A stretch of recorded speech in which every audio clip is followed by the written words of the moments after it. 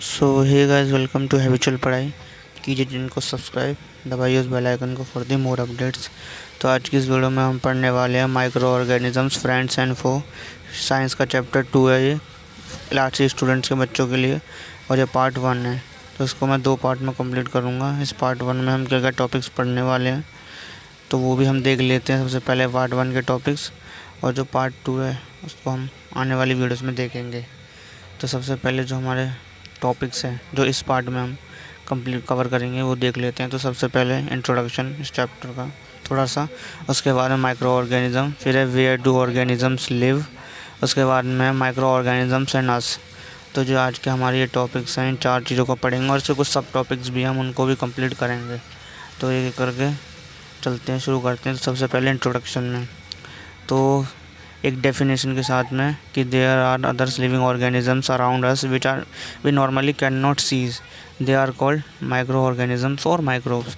कि जैसे कि हमारे आसपास में हम बहुत सारे लिविंग ऑर्गेनिजम्स देखते हैं, जैसे कि प्लांट्स, एनिमल्स हो गए, पर कुछ ऐसे लिविंग ऑर्गेनिजम्स भी होते हैं जिन्हें हम अपनी नेक आई से इन आँखों से देख नहीं पाते। वो उन्हें हम माइक्रोस्कोप से या मैग्नीफाइंग ग्लास से इन चीज़ों का इस्तेमाल करके देखते हैं। तो जैसे उसी को हम माइक्रो ऑर्गेनिजम्स या माइक्रोब्स कहते हैं। जैसे एग्जांपल के तौर में हमने बारिश के टाइम में देखा होगा कि जो ब्रेड होती है, वो गीली ब्रेड होती है, वो क्या हो जाती है, ख़राब हो जाती है। उसके ऊपर ग्रे वाइटिश पैचेस आ जाते हैं। अगर उसे हम मैग्नीफाइंग ग्लास से मैग्नीफाइन करके देखें तो ब्लैक राउंडेड स्ट्रक्चर दिखेगा उसमें। तो वो क्या होता है, ये सब माइक्रो ऑर्गेनिजम्स ही होते हैं। तो इन्हीं चीज़ों के बारे में हम पढ़ेंगे जो हम अपनी नेकेड आई से उन ऑर्गेनिजम्स को नहीं देख सकते। तो इसी के साथ में अब अगले टॉपिक पे बढ़ते हैं, जो है माइक्रो ऑर्गेनिज़म। अब है माइक्रो ऑर्गेनिजम्स।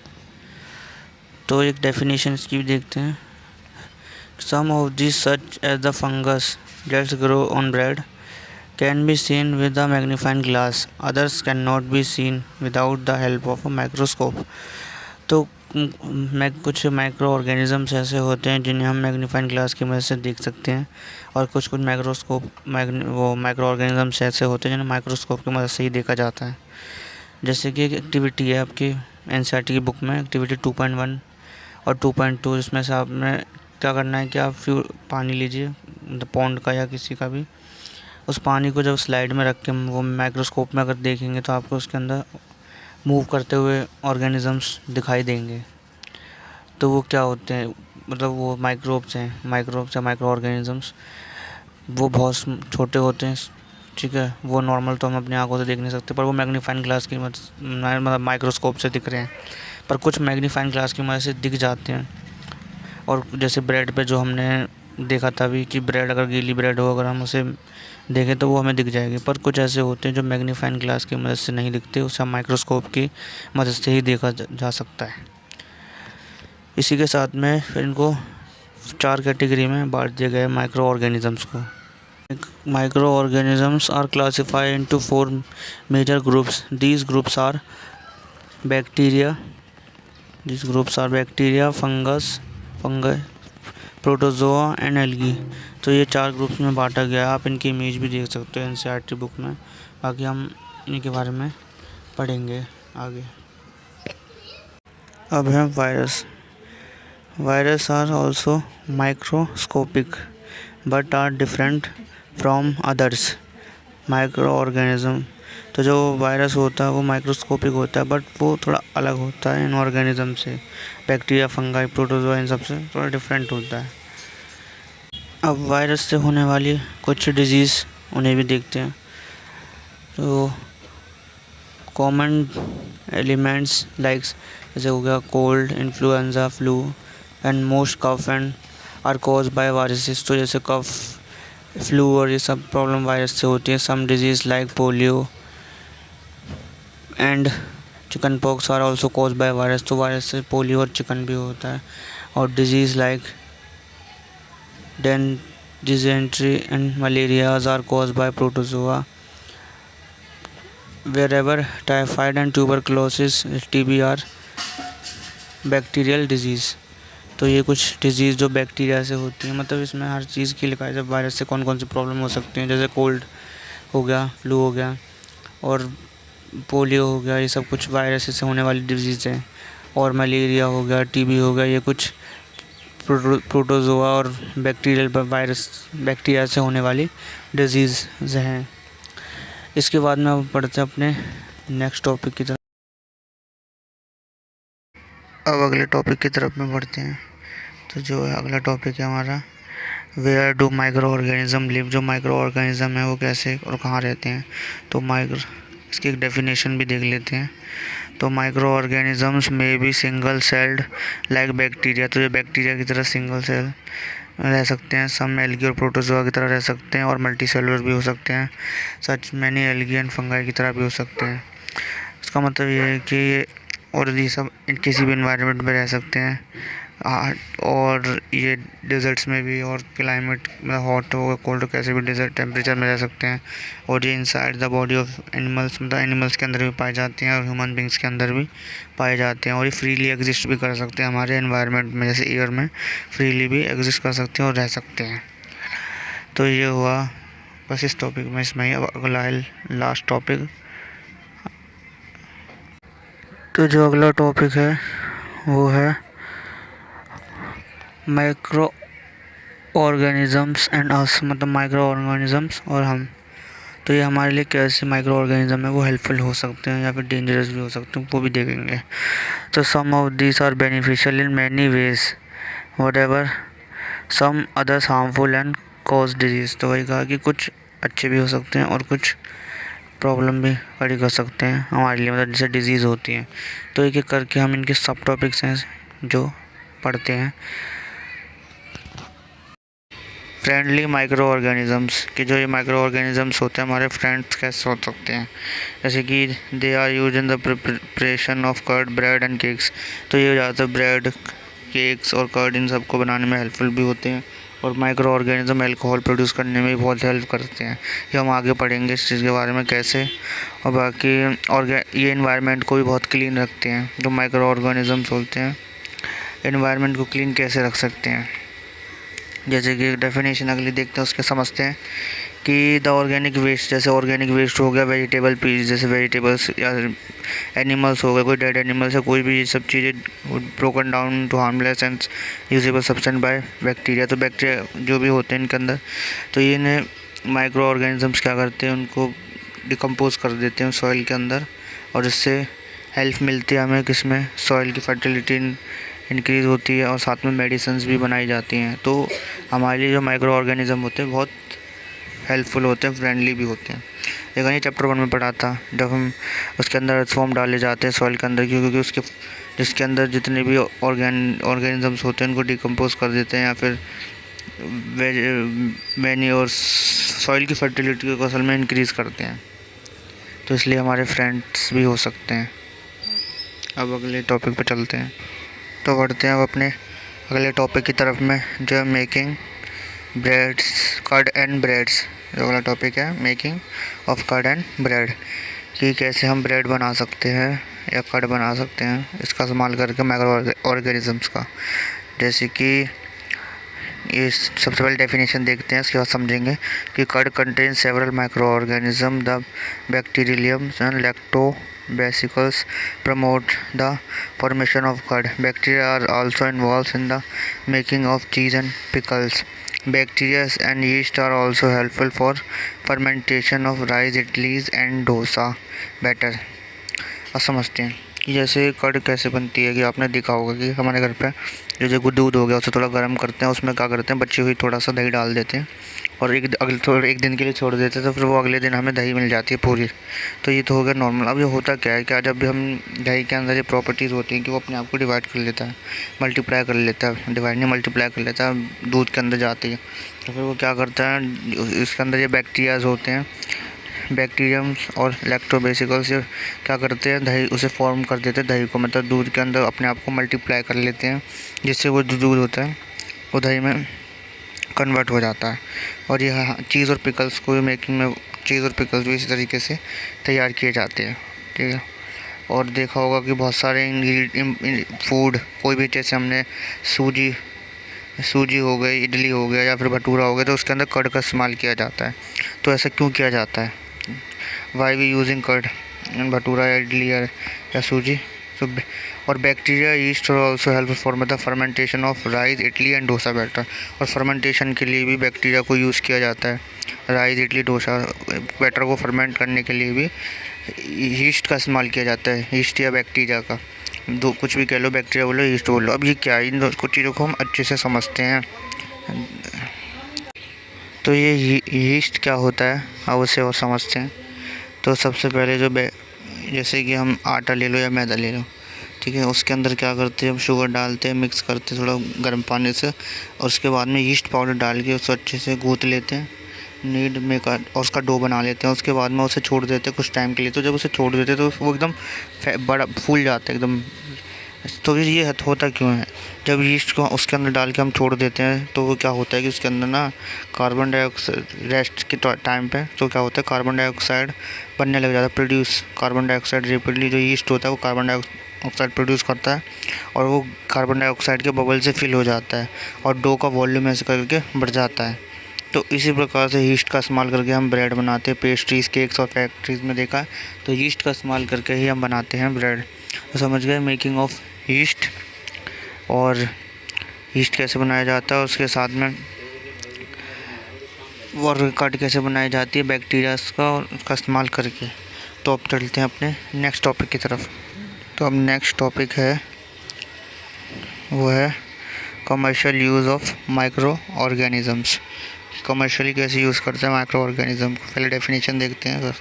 तो micro organisms are use for the large scale production of alcohol, wines and acetic acid, जैसे विनेगर हो गया। तो अल्कोहल को अब नेक्स्ट डेफिनेशन भी देखते हैं, फिर समझेंगे एक साथ। Yeast is grown on natural sugars present in grains like barley, wheats, rice, crushed fruit juice etceteras. This is the smell of alcohol as sugars has been converted into alcohol by yeast.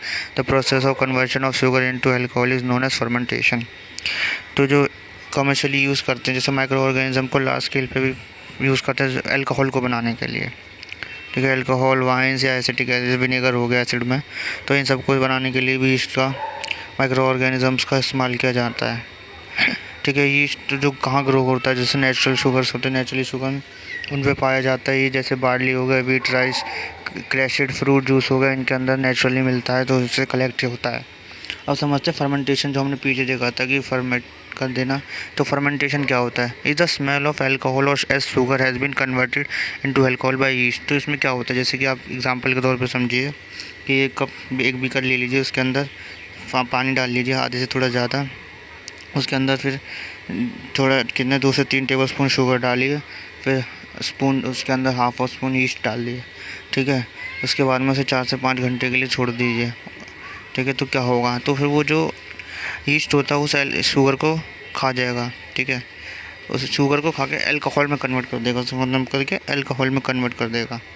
तो इसकी यही property होती है, इसी को हम fermentation कहते हैं कि द स्मेल, उसकी स्मेल कैसे आने लग जाएगी कुछ टाइम बाद अल्कोहल जैसी। तो शुगर एज नहीं, alcohol as sugar has been converted, alcohol मतलब जो शुगर है उसको अल्कोहल में कन्वर्ट कर देना, यीस्ट की यही प्रॉपर्टी होती है, और इसी को हम कहते हैं फर्मेंटेशन। तो फर्मेंटेशन का इस्तेमाल करके वाइन्स और अल्कोहल और जितनी भी ये सब चीज़ें होती हैं सब ऐसे ही बनाई जाती है। यीस्ट का इस्तेमाल करेंगे, शुगर उसमें मतलब शुगर ऐड करते हैं और यीस्ट का इस्तेमाल करके बनाई जाती है। तो ये फर्मेंटेशन किसने डिस्कवर की थी, ये लुइस पैस्चर ने डिस्कवर करी थी इन 1857 में। तो चलते हैं अब अपने नेक्स्ट टॉपिक की तरफ। अब चलते हैं अगले टॉपिक की तरफ में। तो अगला टॉपिक है medicinal use of micro organism. तो मेडिसिन्स में कैसे यूज़ होता है माइक्रो ऑर्गेनिज्म, तो डेफिनेशन देखते हैं। The source of this medicine is micro organism. This medicines kills और stop the growth of the disease causing micro organisms and such medicines are called antibiotics. जैसे कभी भी हम बीमार पड़ते हैं, डॉक्टर के पास में जाते हैं तो डॉक्टर एंटीबायोटिक टैबलेट लिखता है, कैप्सूल्स लिखता है, या इंजेक्शंस होते हैं, या पेंसिलिन्स होते हैं, कुछ भी होती है, सब डॉक्टर हमें देता है। तो ये सब क्या होती हैं, ये क्या करती हैं, ये कि ये ना स्टॉप कर देती है जो भी कोई माइक्रो ऑर्गेनिज्म हमारी बॉडी के अंदर आता है, या तो उसे किल कर देते हैं, स्टॉप कर देते हैं उनकी ग्रोथ को। तो उन्हीं को हम एंटीबायोटिक्स कहते हैं। मतलब जो माइक्रो ऑर्गेनिजम्स का इस्तेमाल करके जो टैबलेट्स या गोली या कुछ भी बनता है, दवाइयाँ, उन्हीं को माइक्रो ऑर्गेनिजम्स कहते हैं। जैसे कि यहाँ कुछ मेडिसिन का नाम दे रखे हैं, ठीक है। Are the some of the commonly antibiotic which are made for the fungus and bacteria. जो फंगस और बैक्टीरिया से बनने वाली कुछ जो जिन मेडिसिन हैं, जैसे टेरेक्सिलिन, ये सब कुछ मेडिसिन हैं जो बनती हैं, इनका इस्तेमाल करके फंगस एंड बैक्टीरिया का। तो बस ये क्या करते हैं, एंटीबॉडी, मतलब कि इनकी जो बाहर से कोई भी और वो माइक्रो ऑर्गेनिजम्स जो हमारे लिए हेल्दी नहीं है, वो सारे ऑर्गेनिजम्स को या तो किल कर देते हैं और उसकी ग्रोथ को स्टॉप कर देते हैं। और उन्हें जिस माइक्रो ऑर्गेनिज्म का इस्तेमाल करके जो डिजीज़ बनती है उनको, उसे हम एंटीबायोटिक्स कहते हैं। तो इसमें अब बढ़ते हैं अपने नेक्स्ट टॉपिक की तरफ में। तो बढ़ते हैं अब अपने अगले टॉपिक की तरफ में, जो है वैक्सीन। तो सबसे पहले डेफिनेशन देखते हैं, फिर समझेंगे कि when a disease carrying microbes enters our body, the body produce antibodies to fight the invaders. उसके बाद में कि several disease includes cholera, tuberculosis, smallpox and hepatitis can be prevented by vaccination. And you might have been seen the advertisement on TV and newspapers regarding protection of child against polio under the pulse polio program. तो vaccine क्या होती है? Vaccine तो आपको पता है कि लगाई जाती है बच्चों को, जैसे कि पोलियो की हो गई या फिर कोई और भी वैक्सीन हो गई। तो क्या करती है वैक्सीन, जैसे माइक्रोब कोई भी हमारी बॉडी के अंदर बाहर से एंटर कर जाती हैं जो हमारी बॉडी के लिए ठीक नहीं होते, हार्मफुल होते हैं, या माइक्रोब्स हो गया, वायरस हो गया, कोई भी ऐसी चीज़ हमारी बॉडी के अंदर एंटर कर जाती है, जो हमारी बॉडी होती है वो एंटीबॉडीज़ प्रोड्यूस करने लग जाती है फाइट करने के लिए ऐसे मतलब माइक्रोब से, और जो वैक्सीन के ज़रिए हमारी बॉडी के अंदर दिए जाते हैं, ठीक है। तो ये क्या करते हैं, वो याद रखते हैं हमेशा, जैसे भी फाइट करने के लिए उन माइक्रोब से हमेशा याद रखते हैं और तैयार रहते हैं, और ये लाइफ टाइम के लिए उस चीज़ को याद रखते हैं। और इसमें जैसे किसी हेल्दी बॉडी में अगर वीक माइक्रोब्स एंटर कर जाते हैं तो वो उससे भी अच्छे से फाइट कर पाते हैं। जैसे कुछ डिजीज़ है, सेवरल डिजीज़, जैसे क्लोरिया हो गया, ट्यूबरक्लोसिस, स्मॉल पॉक्स, हेपेटाइटिस, ये कुछ प्रिवेंट डिजीज़ हैं जैसे हम वैक्सीन के ज़रिए प्रिवेंट कर सकते हैं। एडवर्ड जेनर जो हैं उन्होंने डिस्कवर करी थी वैक्सीन स्मॉल पॉक्स की इन 1798 में, ये कुछ इन्फॉर्मेशन।